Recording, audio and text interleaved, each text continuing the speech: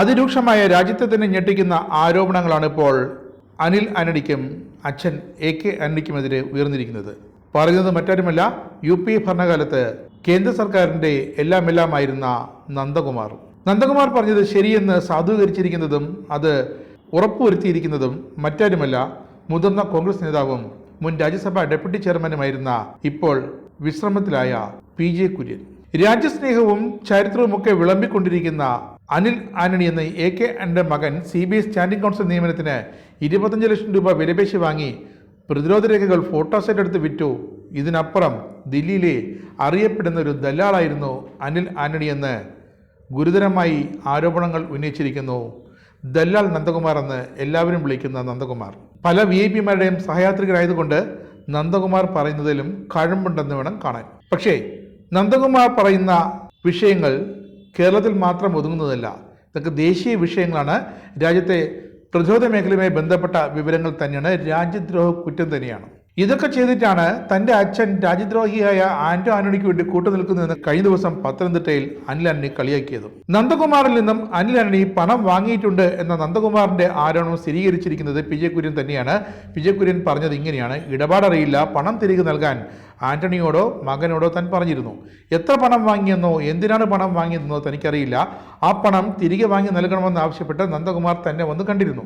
അതുകൊണ്ടാണ് ഈ വിഷയത്തിൽ താൻ ഇടപെട്ടത്. AK ആന്റണിയോടാണോ അനിൽ ആന്റണിയോടാണോ പണം തിരികെ നൽകാൻ പറഞ്ഞതെന്ന് ഇപ്പോൾ ഓർമ്മയില്ലെന്നും തന്റെ വീട്ടിൽ വിശ്രമത്തിലിരിക്കുന്ന PJ കുര്യൻ പറയുന്നു. UPA ഭരണകാലത്ത് നിരവധി അഴിമതികൾ നടത്തിയെന്നും ദില്ലിയിലെ ഏറ്റവും വലിയ ദലാളായിരുന്നു അനിൽ ആന്റണി എന്നുമാണ് TP നന്ദകുമാർ ആരോപിച്ചത്.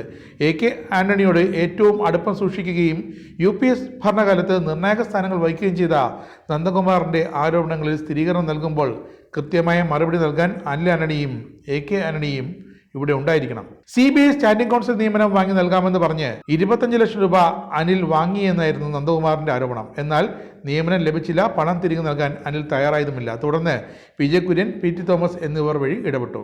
ഇതോടെ 5 തവണകളായി അനിൽ ആന്റണി പണം തിരികെ നൽകി എന്നാണ് നന്ദകുമാർ പറഞ്ഞത്. BJP അധികാരത്തിൽ വന്ന ശേഷം പരാതി നൽകാൻ ഒരുങ്ങിയപ്പോൾ തന്നെ തടഞ്ഞത് PJ കുര്യൻ തന്നെയാണെന്നും നന്ദകുമാർ പറഞ്ഞു. അതും PJ കുര്യൻ സ്ഥിരീകരിച്ചിട്ടുണ്ട്. താൻ പറയുന്ന അഭിഭാഷകനെ CBI സ്റ്റാൻഡിംഗ് കൗൺസിലെ നിയമിക്കണമെന്ന് ആവശ്യപ്പെട്ടാണ് നന്ദകുമാർ അനിൽ ആന്റണിക്ക് പണം നൽകിയത്. എന്നാൽ നിയമനം വന്നപ്പോൾ മറ്റൊരാൾക്കായിരുന്നു നിയമനം. 2013 ഏപ്രിലിൽ ഡൽഹി അശോക ഹോട്ടലിൽ വച്ചാണ് ഇങ്ങനെ പണം കൈമാറിയത്. അന്നത്തെ CBI ഡയറക്ടറായിരുന്ന രഞ്ജിത് സിൻഹയ്ക്ക് നൽകാൻ വേണ്ടിയാണ് ഈ പണം എന്ന് പറഞ്ഞാണ് അനിൽ അത് ഏറ്റുവാങ്ങിയത്. DL02 CBB 4262 എന്ന ഡൽഹി രജിസ്ട്രേഷനിലുള്ള അനിലിന്റെ ഹോണ്ട സിറ്റി കാറിലെത്തിയാണ് അന്ന് പണം വാങ്ങിയത്. നന്ദകുമാർ പറഞ്ഞ ഈ നമ്പറിലെ കാർ സ്വന്തമായുണ്ടെന്ന് തെരഞ്ഞെടുപ്പ് സത്യവാങ്മൂലത്തിൽ അനിൽ ആന്റണി വ്യക്തമാക്കിയിട്ടുമുണ്ട്. ചൊവ്വാഴ്ച ഈ ആരോപണം പുറത്തു വന്നപ്പോൾ തെരഞ്ഞെടുപ്പ് കാലത്തെ വെറും ഒരു പ്രചരണം എന്നായിരുന്നു അനിൽ ആന്റണിയുടെ പ്രതികരണം. നന്ദകുമാറിന്റെ ആരോപണം തെളിയിക്കാൻ അനിൽ ആന്റണി വെല്ലുവിളിക്കുകയും ചെയ്തു. നന്ദകുമാർ സാമൂഹ്യ വിരുദ്ധനാണെന്നും പല ആവശ്യവുമായി തന്നെ സമീപിച്ചിട്ടുണ്ടെന്നും താൻ തിരിച്ചു മടക്കിയതായുമാണ് അനിൽ ആന്റണിയുടെ വീമ്പ് പറച്ചിൽ. ഇപ്പോൾ നന്ദകുമാറിന്റെ ആരോപണത്തിന് PJ കുര്യന്റെ സാക്ഷ്യപ്പെടുത്തൽ കൂടി വന്നതിന്റെ കാര്യങ്ങൾ കുഴഞ്ഞു മറിയുകയാണ്. AK ആന്റണി അന്ന് പ്രതിരോധ മന്ത്രിയായിരുന്നപ്പോൾ ആയുധ ഇടപാട് സംബന്ധിച്ച പല രേഖകളും ഫോട്ടോസാറ്റ് എടുത്ത് അനിൽ വിറ്റിരുന്നുവെന്ന അതീവ ഗുരുതര ആരോപണം കൂടി നന്ദകുമാർ ഉന്നയിച്ചിട്ടുണ്ട്. ഇതിന് സാക്ഷാൽ AK ആന്റണി കൂടി മറുപടി പറയേണ്ടി വരും. UPA ഭരണകാലത്ത് നിരവധി അഴിമതികൾ നടത്തിയെന്നും ദില്ലിയിലെ ഏറ്റവും വലിയ ദലാളായിരുന്നു അനിൽ ആന്റണി എന്നുമാണ് TP നന്ദകുമാർ ആവർത്തിച്ചാരോപിച്ചത്. പല ബ്രോക്കർമാരും ഫോട്ടോസെറ്റ് കോപ്പികൾക്കായി അനിൽ ആന്റണിയെ സമീപിച്ചതായി ദല്ലാൽ നന്ദകുമാർ ആരോപിച്ചിരുന്നു. ഇനി എന്തുകൊണ്ടാണ് കോൺഗ്രസ് വിട്ട് അപ്രതീക്ഷിതമായി അനിൽ ആന്റണി BJPയിൽ ചേർന്നു എന്നതിന് നമുക്കേവർക്കും വിശ്വസനീയമായ ഒരു കാരണം കൂടി നന്ദകുമാർ മുന്നോട്ട് വയ്ക്കുന്നുണ്ട്. ചില പ്രതിരോധ രേഖകൾ എങ്ങനെ ചോർന്നു എന്നതിനെക്കുറിച്ച് വിവരം ലഭിച്ച NDA സർക്കാർ അതേപ്പറ്റി അന്വേഷണം ആരംഭിച്ചു. ഇതോടെ അനിൽ ആന്റണിക്ക് അപകടം മണത്തു. രാജ്യദ്രോഹ കുറ്റത്തിന് താൻ അറസ്റ്റിലയക്കുമെന്ന് അനിൽ ആന്റണിക്ക് വ്യക്തമായി. അതോടെയാണ് അനിൽ ആന്റണി BJPയിൽ ചേർന്നത്. ഈ വിവരങ്ങൾ PJ കുര്യന് അറിയാമെന്നും നന്ദകുമാർ പറയുന്നു. AK ആന്റണിയുടെ പ്രതിച്ഛായയെ ബാധിക്കുമെന്ന് കരുതിയാണ് താൻ വെളിപ്പെടുത്തൽ നടത്താത്തത്. ആരോപണങ്ങൾ അനിൽ ആന്റണി നിഷേധിച്ചാൽ എല്ലാ തെളിവുകളും പുറത്തുവിടുമെന്നും നന്ദകുമാർ പറയുന്നു. അപ്പോൾ ഇതാണ് സാക്ഷാൽ AK ആന്റണിയുടെ മകൻ അനിൽ ആന്റണി BJPക്ക് ചേർന്ന പറ്റിയ ദേശീയ സെക്രട്ടറി തന്നെ. ഇത്തരം ഭൂലോക അഴിമതിക്കാരെയാണല്ലോ BJP ഇങ്ങനെ ദേശീയ പദവികളിൽ അവരോധിച്ചിരുത്തുന്നത് എന്നോർക്കുമ്പോൾ BJP എന്ന പാർട്ടിയുടെ മാന്യതയും യോഗ്യതയും അതിൻ്റെ വിലയുമൊക്കെ സാമാന്യ ബുദ്ധിയുള്ള ജനത്തിന് വളരെ വ്യക്തമായി തന്നെ മനസ്സിലാകും.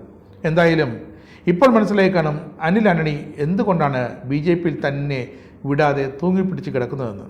അതുകൊണ്ട് തന്നെയാണ് ഇടതുപക്ഷം ആവർത്തിച്ച് ആവശ്യപ്പെടുന്നത് ഇത്തവണ ഇന്ത്യ മുന്നണി അധികാരത്തിൽ വരണമെന്ന്. ഇന്ത്യ മുന്നണി അധികാരത്തിൽ വന്നു കഴിഞ്ഞാൽ ഇത് മാത്രമല്ല, ഇതിലധികം പകൽ മാന്യന്മാരുടെ മുഖംമൂടികൾ പിച്ച് ചീന്തപ്പെടും. ഇവരെല്ലാവരും അന്വേഷണത്തിൻ്റെ പരിധിയിൽ എത്തുമെന്നതിൽ യാതൊരു സംശയമില്ല. അതുകൊണ്ട് തന്നെയാണ് മൂന്നാം വട്ടവും അധികാരത്തിൽ കടിച്ചു തൂങ്ങാൻ BJP എന്ത് തരംതാണ കളിയും കളിച്ചുകൊണ്ടിരിക്കുന്നത്.